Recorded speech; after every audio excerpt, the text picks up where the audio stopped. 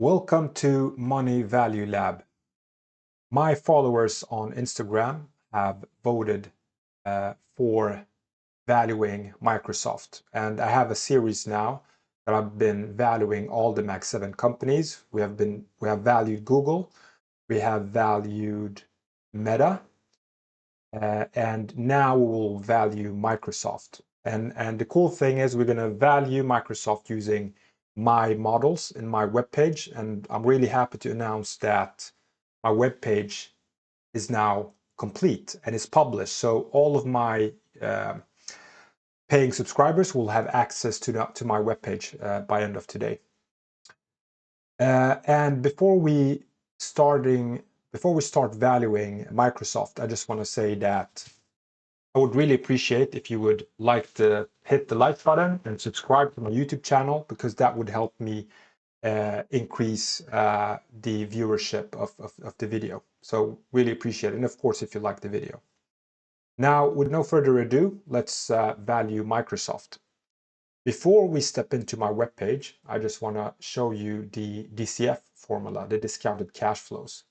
So any asset that has cash flow, we can value that asset by discounting the future cash flows, which are in the numerator, and that is the free cash flow, meaning after the company pays all the expenses and salaries and invest in their business, what is left over is to you, the shareholder. And we are going then to discount the future cash flows because we have inflations, we have risk. Money today is more worth than money in the future. We're going to discount that with a required rate of return. And based on if the business is risky, the discount rate in the denominator will be higher. If it's less risky, it will be lower. Now you're probably wondering, oh my God, this is so complicated. How will I estimate the future cash flows? What discount rate should I use? Well, the good news is you don't need to worry about that. My webpage will take care of all of that. And I can just tell you about my background. I have more than 20 years in the banking industry. I have a master's degree in accounting. So trust me, the model works. Everything is correct. However, with valuation, there is storytelling and number crunching. So my model will take care of the number crunching, whereas you need to put your assumptions to the model and it will give you a value. So let's start valuing Microsoft. So let's go to my webpage here. Here you're going to have my investment checklist, what I look at before I invest in a company, my criterias. That is accessible for all of my members at Patreon. Now, then you have my growth and value portfolio where you can see all of the companies I invested in. And later on, I will also release educational content. So if you want to go in depth to understand free cash flow and how to value a company, I would highly recommend you to do that. But for now, I don't have any videos there. I will release them quite soon because I've been busy developing my webpage. Now let's move on to stock valuation. And stock valuation, here, all of my members that have the platinum tier will have access to. But let's start. So again, we want to first estimate the discount rate here below. For that, we need first to add a company. So let's use Microsoft ticker symbol, MSFT. And by the way, in my webpage, you can value any public company in the world. So now we're going to use Microsoft. And here you need to choose what industry Microsoft operates in, and it's in software system and applications. So that's correct.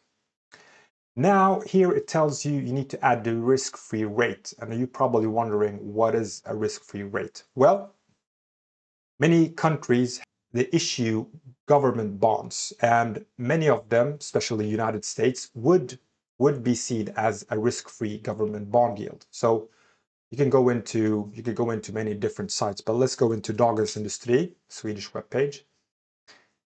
And then if you go to interest rates here, this is the Swedish one, the 10-year government bond yield for the Swedish one. But I'm interested in the American because we are valuing an American company in USD dollars. And you can see here, the 10-year government bond yield is 4.5 8%. So I'm gonna put 458%. And again, you know, the cost of capital or the discount rate has various number of names. If you listen to Warren Buffett, he says the opportunity cost. And I believe that is the best name to use, because what you're doing here is you're comparing what you can get in return if you would invest in a different asset, right? So the opportunity cost for you as an investor, you could go and buy the American bond, and you would get 4.58% in yield.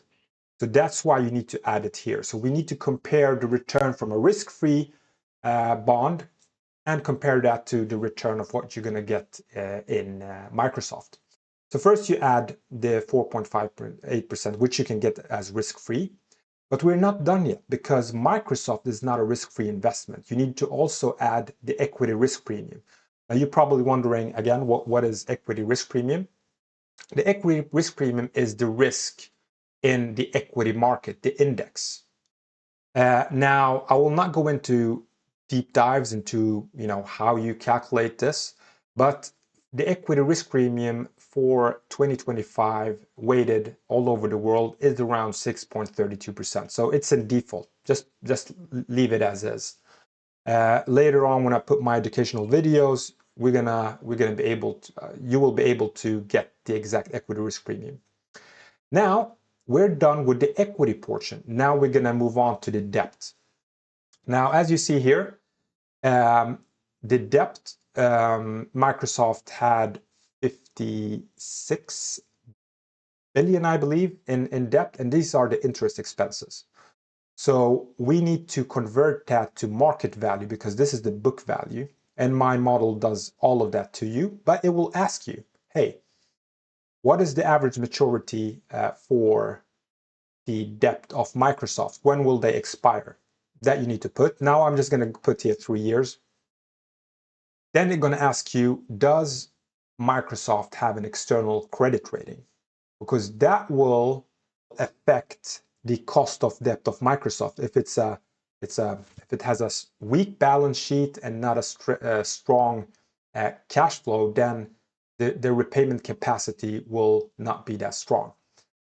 But if you don't have credit rating, you just put synthetic rating, and then my model will look at the interest coverage ratio of that company, because Moody's, S&P Global, they will base their credit rating on interest coverage ratio. So that my model does automatically. However, though, Microsoft do have an external rating, and they actually have, so I'll put actual rating here, and they have actually AAA rating. So the spread for that is only 0.45%. The tax rate in the world or in US, 25%, I'll put that. And it will automatically convert the book value of debt to market value of debt. Now, sometimes my model, when it pulls the data, the debt can be wrong. So what you could do, you could just override it. You put manual and then you put the correct debt. You could just look at the balance sheet from the latest financial quarter. But I'm not going to do that today, because this is more just of a onboarding video on how you can value a company. If they have preferred stock, you put it there, but no, Microsoft doesn't have a preferred stock, so we'll not put anything here. Now we move on. Dashboard. Here, this gives you an overview more from, rather looking at numbers and you get dizzy, this will show you in visualization how the profitability and risk is for that company. You look here, sales revenues has just increased year over year, and now the most recent year was 318 billion US dollars. Gross margin 68%, EBIT margin 46%. Now the spread between gross and EBIT margin is 21%. So it tells you here that, hey, Microsoft could be able to improve their EBIT margin by 21% if they wanted to. So this is a good thing for you to know, because we're later going to simulate what EBIT margin they would have in the future. So this is good, because if the spread was maybe 0%, then it will be difficult for you to argue why you would have higher future EBIT margin in the future. If you look to the right, we see that the annual average revenue growth over the years have been 13%. And here, based on what the company reinvested in the business, my model can predict how much they will grow next year. And here it's telling you 18%. If they're reinvesting too little into their business, this will probably become lesser or even negative. Now, profitability ratios, this is really important. This is one of my investment criteria. I say that a company needs to increase shareholder value, not destroy. And how do you know if it's destroying shareholder value or not? Well, you can look at the economic value added. And it's taking return on invested capital minus the cost of capital. The cost of capital is what we computed here, right? The cost of capital for Microsoft is 12.7%. This is what we did here. And it takes the return on invested capital minus the cost of capital. And you see it's green every year. But economic value added has decreased over the years. But still, it's in the green. Something I'll look at. Earnings per share, is it growing? Yes, it is. 2025, $13.64 per share. Now it's increased to $16. So this is only good news. And what I keep track of is also stock-based compensation, because in USA they use a lot of stock-based compensation and it could dilute shareholder value. So the way I look at it is that I compare with diluted earnings per share, and I don't want to see diluted earnings per share decreasing, because it could mean that stock-based compensation is increasing higher than the company's profit. And that's a warning sign. So that's why I want to see this in green and not decreasing. Market ratios, this is just PE versus, and here you have price to book as a line chart. And you can see that Microsoft is trading at the lowest. If you look back 10 years, the PE ratio.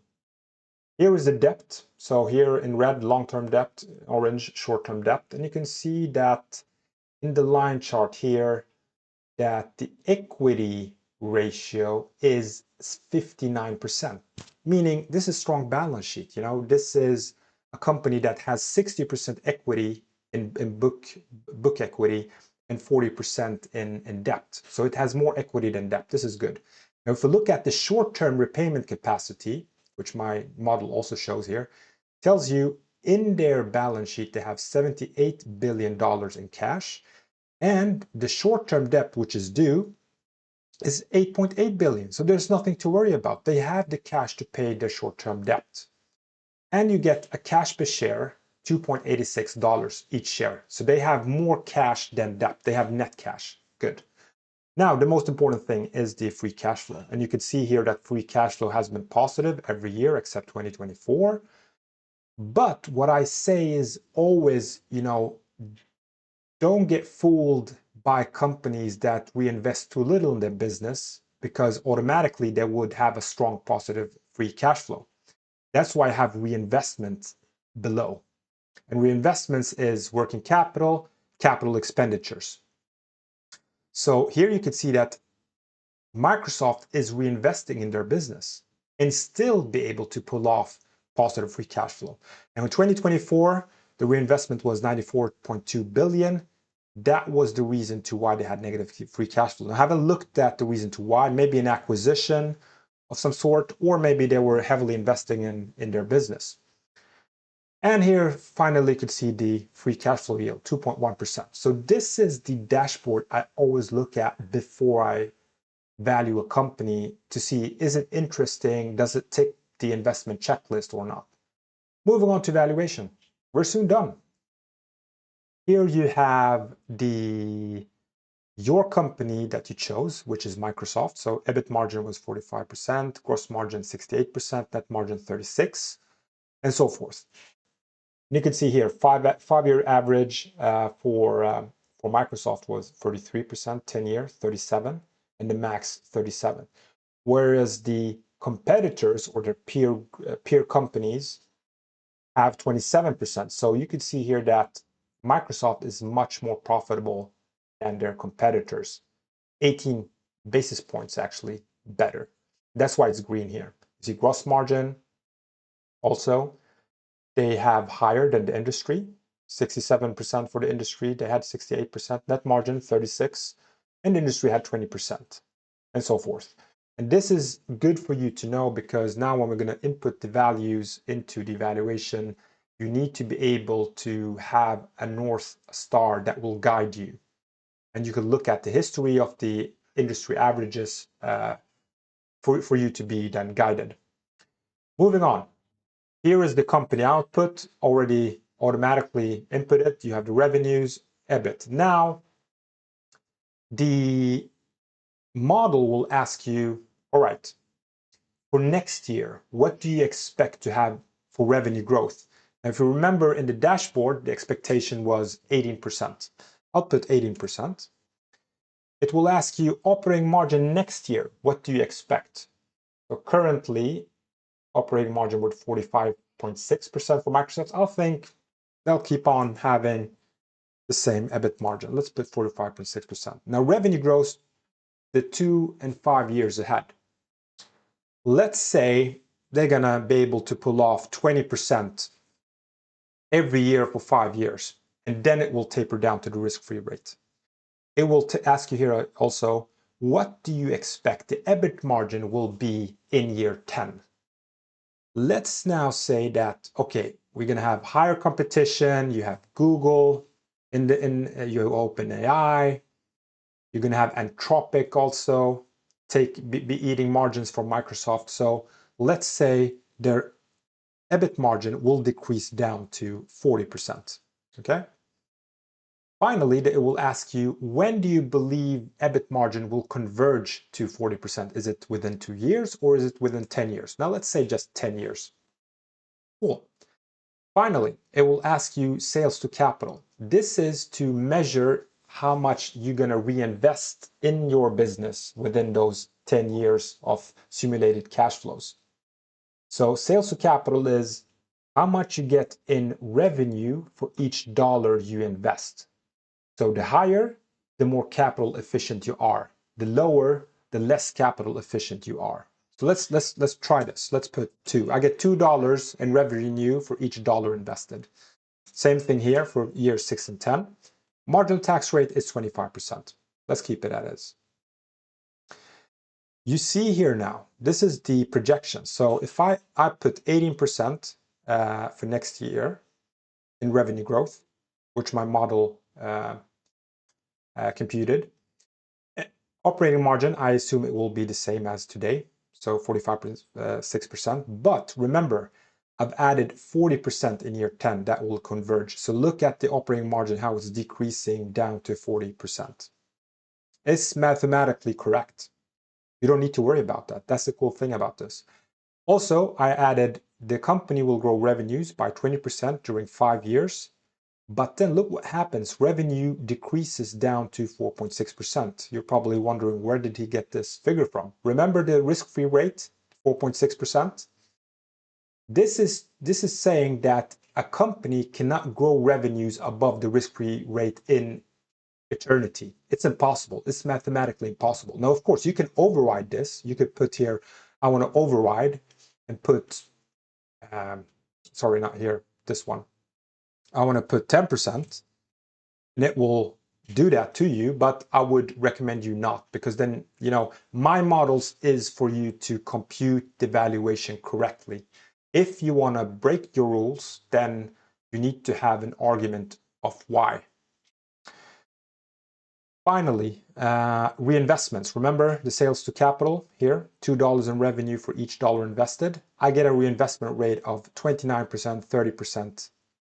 Now, you're probably wondering, well, how do I know if it's too much I'm reinvesting in my business or too little? Well, let's look back.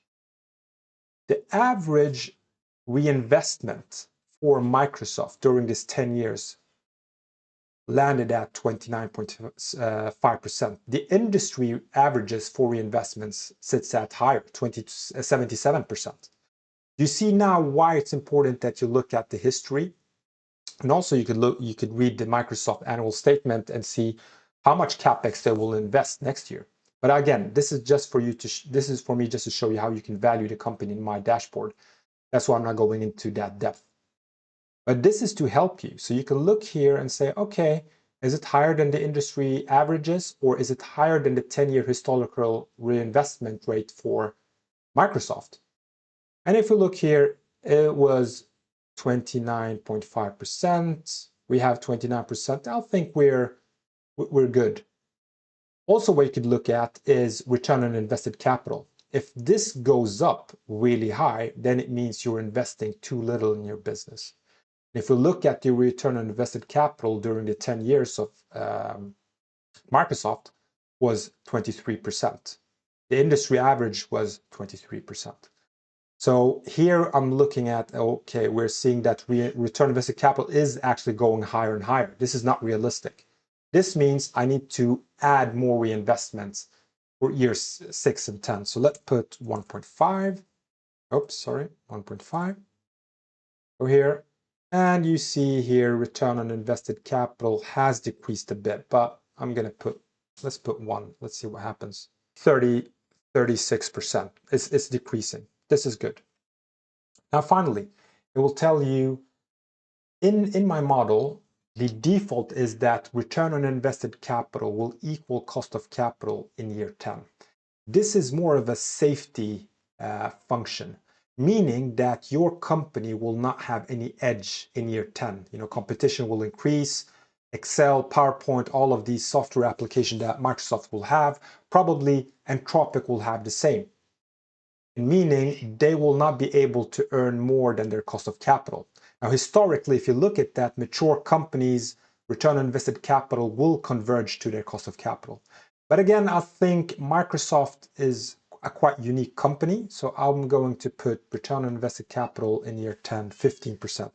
Now, before I do that, look at the reinvestment rate here in year 10, 22%. I put before, sorry, it's 52%. Now, if I do like this and put 15%, you're going to see reinvestment decreased, and that will give me a higher value. Now, you're probably wondering, how does return on invested return on capital, how is that connected to reinvestment? I'm going to give you the valuation courses later on, so you understand all of that. This is accounting gimmicks, all of that I'm going to show you later on. Now, the cool thing is here, we're done. Now, you don't have a value. You can see here Microsoft stock price was $458. Now it's $418.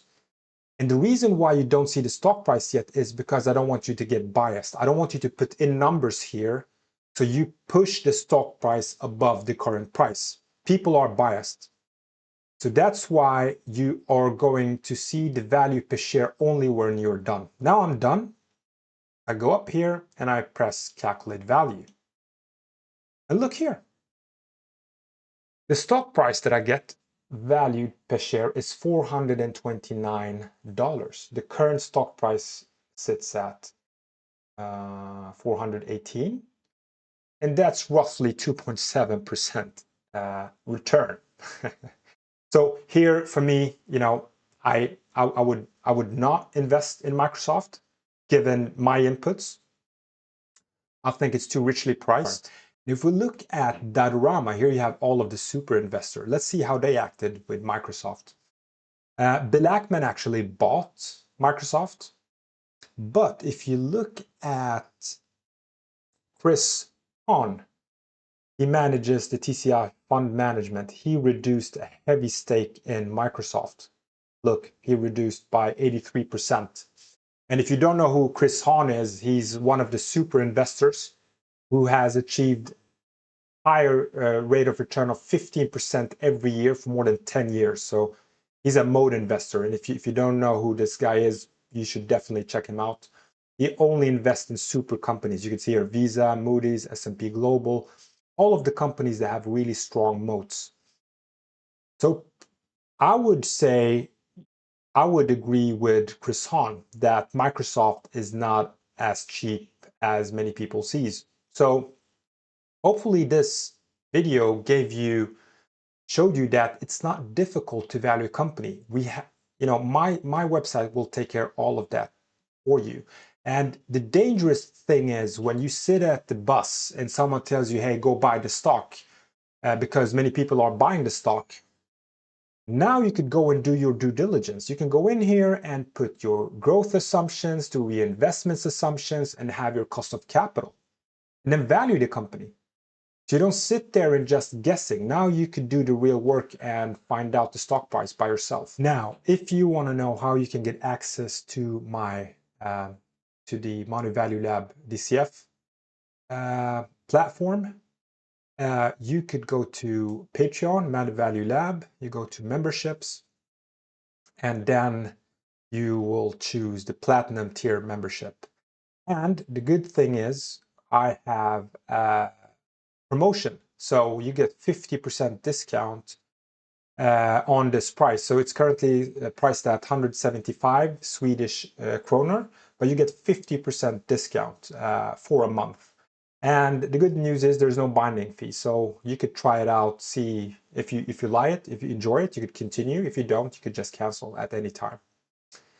So hopefully you liked the video, and would really appreciate if you could like the video and subscribe, and so you don't miss out on the other Mag 7 companies that I will value. So stay tuned, and thank you for listening. Have a good day. Bye bye.